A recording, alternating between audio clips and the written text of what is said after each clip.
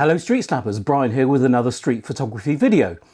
Sorry there's been a gap for a few weeks in the video production department, but I had a front tooth smashed out and I really didn't want to present a video looking like that. But all is now back to normal services resumed. So today we have another street photography critique session, and the images we're about to look at were all taken by members of the StreetSnappers collective. This is a group of lovely street photographers who've all attended my one or more of my workshops, and each month I set members of the collective a challenge. And the challenge last month was to shoot an image in the style of Garry Winogrand.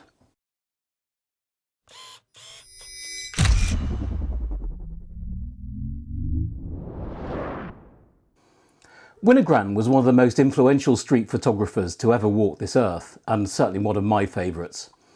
A New Yorker, Winogrand was known for his representation of American life in the middle part of the 21st century. When he died in 1984, he left over 2,500 rolls of undeveloped film and around 6,500 rolls of developed but not proofed exposures. His style was rapid, in your face, and rather fumbling. He used to fumble with his camera as a way to disguise what he was doing. His unusual camera angles, his uncanny sense of timing and ability to capture bizarre and sometimes implausible configurations of people and places and things all made him one of the most influential street photographers of his generation. So asking my guys to shoot in the style of Winogrand was never going to be an easy brief. It's always interesting to see how people interpret a brief like this.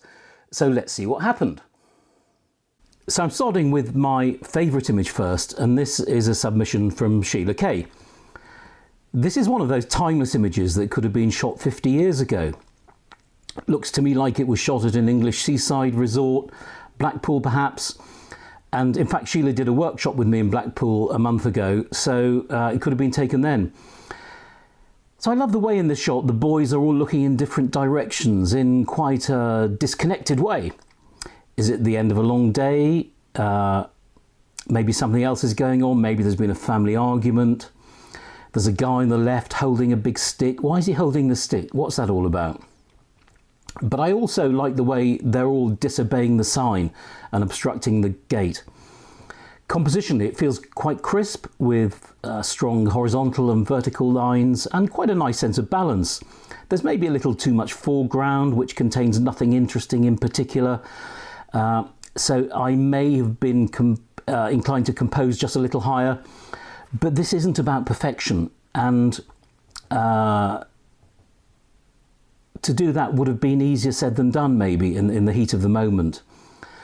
The lack of contrast and the fairly flat tonality give it the feel of an image from the Winogrand era, which is what we're looking for, and it's really only the clothing that betrays its time. As a standalone image, I really like this, and I'd love to see Sheila work this up into a concept to produce a wider connected body of work, some sort of project. But it is a lovely shot. I was really happy to see this, so well done, Sheila. Next up is this image from Steve Curzon, shot during a workshop in Blackpool. I was in two minds whether to include this, but I thought it just about has enough of the Winogrand about it to make it worthy of a closer look. The woman looks like she's won a prize at the fun fair. Maybe she's taking a selfie with the prize under her arm. In the background we've got some people wearing face masks, which adds a sort of sense of time and currency to the scene. My main point about this, and this is more of an observation than a criticism, is that it looks almost too sharp. And I understand that Steve used Silver FX in post-production, but I'm not sure that he needed to. I think it's left looking too clean, too crisp. And this is a lesson to us all in street photography. Less is usually more. Okay, keep the post-production to a minimum. But that aside, there's nice use of layers here with the girl bottom right offering some foreground interest that draws you into the frame. The funfair in the background provides some very necessary context. So yeah, I quite like the composition, the use of layers. I think maybe there's too much of a void on the left. Maybe the woman could have been positioned a little bit further left, but it's really no big deal. The horizon is slightly wonky, which I guess is a nod to Winogrand. A lot of his images had wonky horizons, so absolutely no problem there. So overall, Steve, not a bad attempt, but just take care with the post-production. Next up, we have an image from Gail McIndoe. Street photography is often just about normal everyday scenes, and I think this is one of those. When we're looking at this kind of real-life shot of street life, we should try to find something that elevates the image, sometimes just a small touch of the unusual in the usual does the trick. And I'm not sure there's anything here that does that.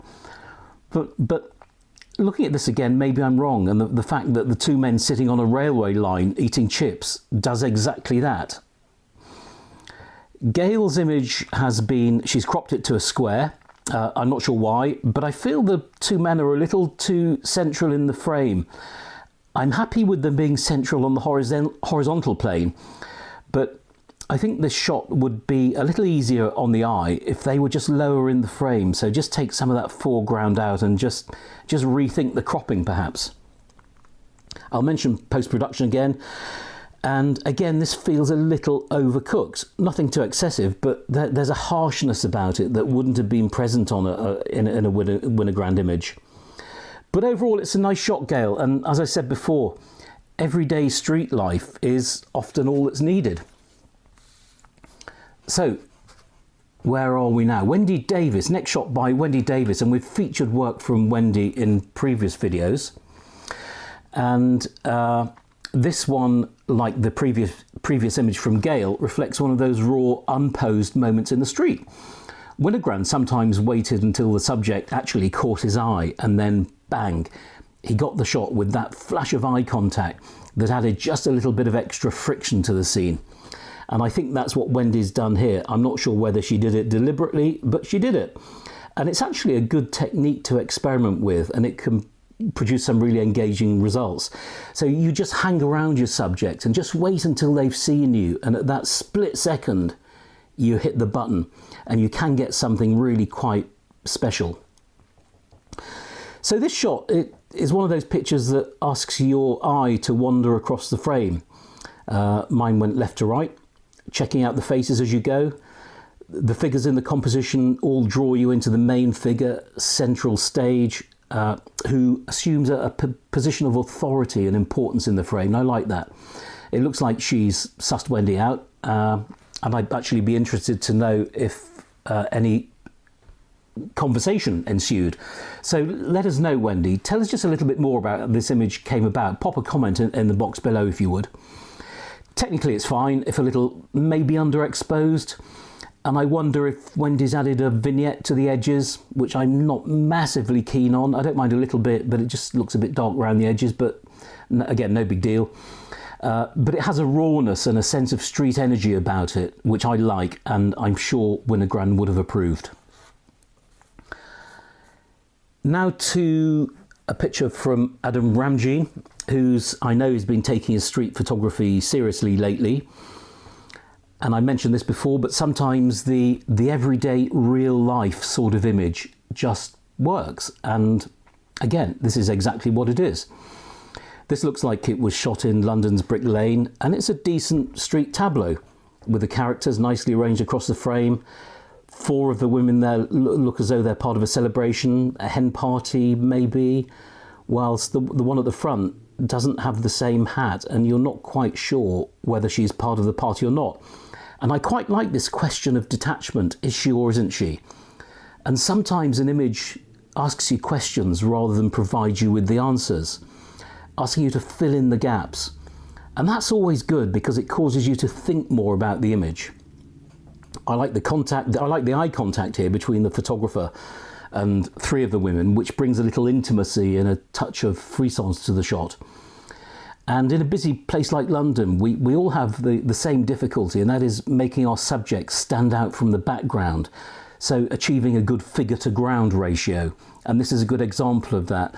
And Adam hasn't quite done that. And I understand why. It's difficult. We're shooting quickly. You know, the background is what it is. But it's just a little bit messy here. But it's okay. It can't be helped. Some of the image isn't pin sharp, particularly the woman at the front, but it doesn't really matter. And it's better to have the shot rather than faffing around focusing and missing the shot.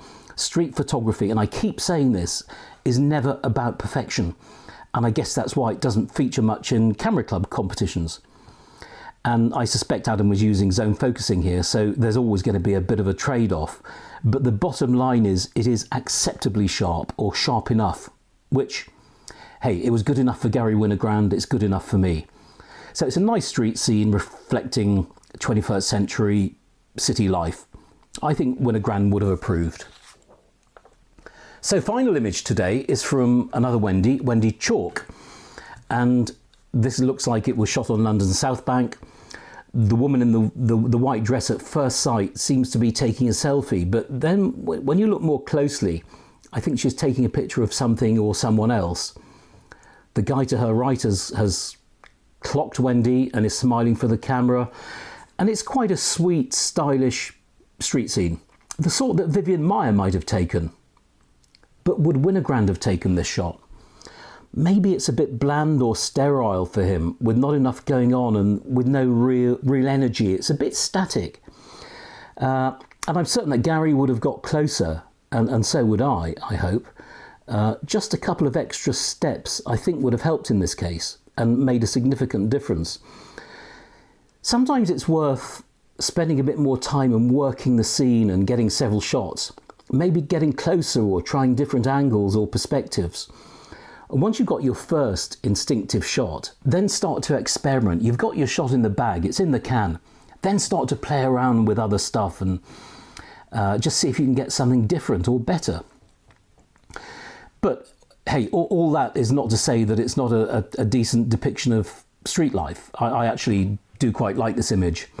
In terms of composition, it feels just a little awkward, and I think there's an unconventional aspect ratio. I'm not sure what it is, but I tried cropping it to an aspect ratio of 3:2 and much preferred it, and I was happy to lose some of the top of that tree. So overall, it's a nice image and Wendy should be pleased with it. It would have been nice to excite or challenge the viewer a little more, and maybe that's a thought Wendy could incorporate into her street photography more widely going forward. Just a thought, Wendy. Please remember, folks, that critique is highly subjective, and I don't expect you all to agree with everything I say. This is just my take on the 6 images we've looked at, and as always, I'd be very keen to hear your comments in the box below. Well, that's it for today. I hope you found this video useful, and I'll be back with another street photography video in a week or so. If you don't already subscribe to this channel, please do so, and it helps the algorithm, whatever that is, if you click the like button too. So bye for now, and I hope to see you again soon.